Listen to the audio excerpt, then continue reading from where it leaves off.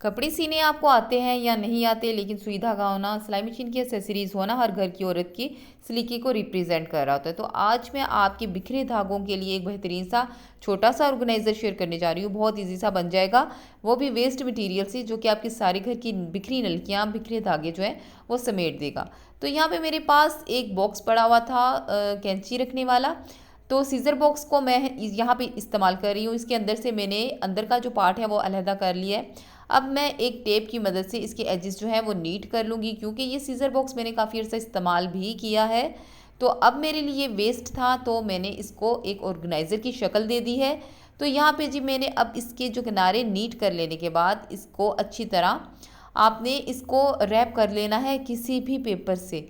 आपने इसको पेपर की मदद से रैप कर लेना है। आपने इसके एक्स्ट्रा एजेस जो हैं वो आपने रिमूव कर देने हैं। यहाँ पे मैं ग्लू गन की मदद से इसको पेस्ट कर रही हूँ। आप चाहे तो किसी भी ग्लू स्टिक की मदद से या कोई भी चीज़ अगर आपके पास है तो आप उसकी मदद से भी आप इसको रैप कर सकती हैं या आप इसको पेस्ट कर सकती हैं।